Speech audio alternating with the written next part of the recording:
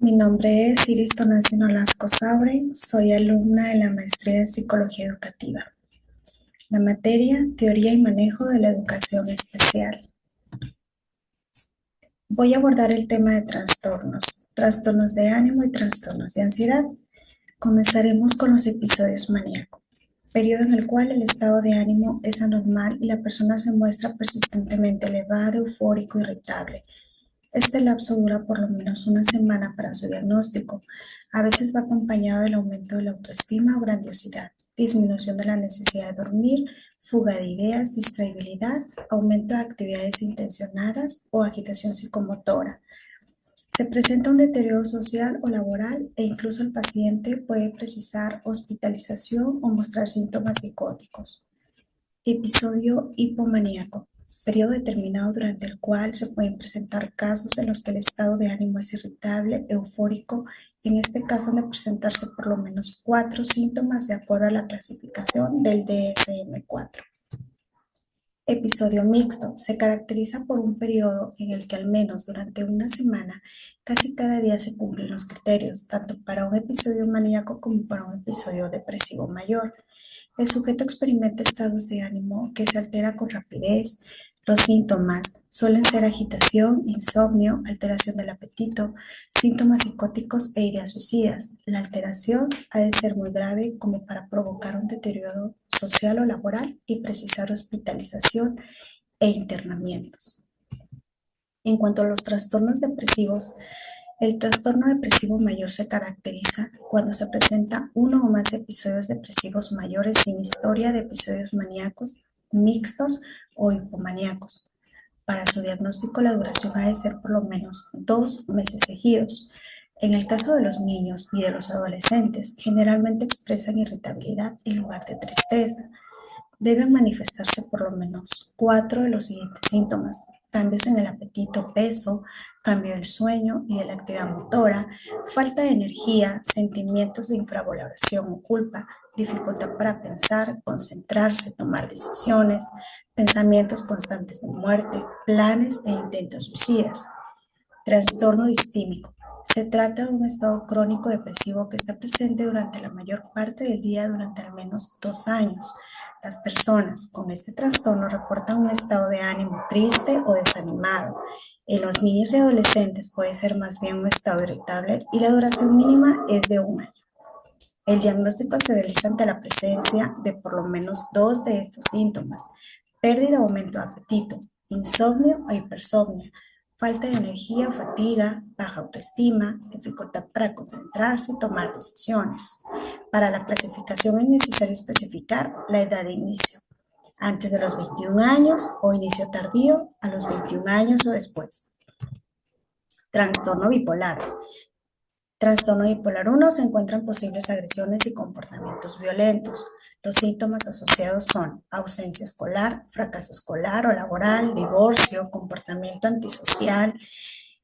Otros trastornos mentales asociados también como la anorexia nerviosa, bulimia nerviosa, trastorno por déficit de atención con hiperactividad, trastorno de angustia, fobia social, trastornos relacionados con sustancias.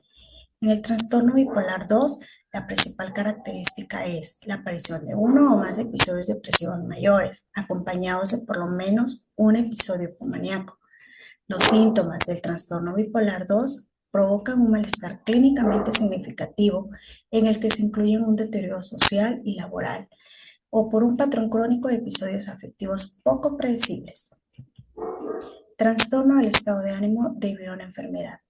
Se caracteriza por la depresión, disminución de intereses o de placer y también por un estado de ánimo elevado e irritable. Los subtipos de este trastorno incluyen síntomas depresivos, episodio similar al depresivo mayor, síntomas maníacos, síntomas mixtos.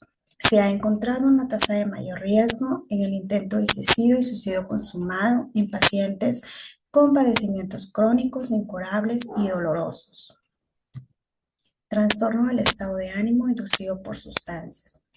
La principal característica es la notable y persistente alteración del estado de ánimo provocado por los efectos fisiológicos de alguna sustancia, por ejemplo, alcohol, alucinógenos, anfetaminas, cocaínas, inhalantes, opiáceos, sedantes, hipnóticos y ansiolíticos. En cuanto a los medicamentos que han provocado síntomas psicóticos, incluyen anestésicos, analgésicos, anticolinérgicos, anticonvulsivantes, antihipertensivos, medicamentos antiparkinsonianos, antiulcerosos y cardíacos. Los síntomas de su trastorno es con síntomas depresivos, maníacos y mixtos. Trastorno de ansiedad. El DSM-4 describe trastorno de ansiedad sin agorafobia, trastorno de angustia con agorafobia, agorafobia sin historia de angustia, fobia específica, fobia social, trastorno obsesivo compulsivo, trastorno por estrés postraumático, trastorno por estrés agudo, trastorno de ansiedad generalizada, trastorno debido a una enfermedad médica, trastorno de ansiedad inducido por sustancias y trastorno de ansiedad no especificado.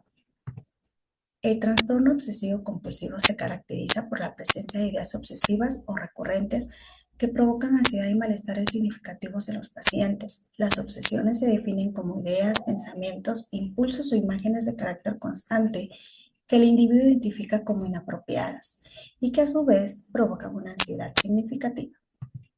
Trastorno inducido por sustancias. Se caracteriza por síntomas prominentes de ansiedad secundarios a efectos fisiológicos directos de una droga, medicamento o sustancia tóxica.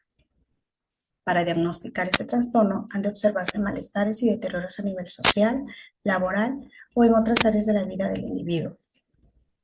El DSM-4 indica especificar el síntoma predominante como ansiedad generalizada, crisis de angustia, síntomas obsesivos compulsivos o síntomas fóbicos, trastorno por estrés agudo y trastorno por estrés postraumático.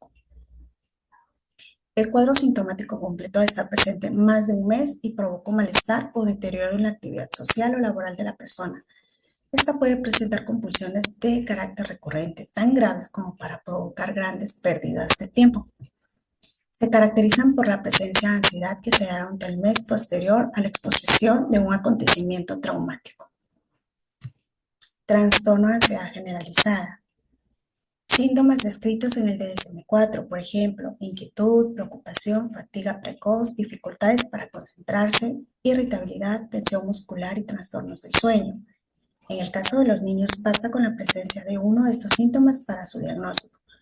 Los individuos que padecen este trastorno no siempre reconocen que sus preocupaciones resultan excesivas.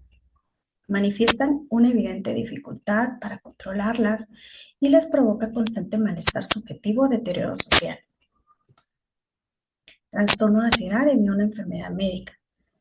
Entre las enfermedades médicas que pueden provocar síntomas de ansiedad se contemplan las enfermedades endocrinas, por ejemplo, hiper o hipotiroidismo, hipoglucemia, enfermedades cardiovasculares como insuficiencia cardíaca congestiva, embolismo pulmonar, arritmias, enfermedades respiratorias, por ejemplo, enfermedad pulmonar obstructiva crónica, neumonía, hiperventilación, enfermedades metabólicas, por ejemplo, el déficit de la vitamina B12, y enfermedades neurológicas, por ejemplo, neoplasias, trastornos vestibulares y la encefalitis. Trastorno de ansiedad no especificado. Ingresa en aquellos trastornos que se caracterizan por ansiedad o evitación fóbica predominantes que no reúnen los criterios diagnósticos de los trastornos de ansiedad específicos anteriormente mencionados. Algunos ejemplos en el DSM-4 son los siguientes. Trastorno mixto ansioso depresivo. Se incluyen síntomas de ansiedad y depresión clínicamente significativos, aunque no cumplen con los criterios diagnósticos de un trastorno del estado de ánimo específico. Síntomas de fobia social, clínicamente significativa, relacionada con un impacto social provocado por una enfermedad médica. Y situaciones en las que la alteración es lo suficientemente grave como para requerir de un diagnóstico de trastorno de ansiedad, aunque el individuo no presenta el suficiente número de síntomas para cumplir todos los criterios de un trastorno de ansiedad específico. Gracias.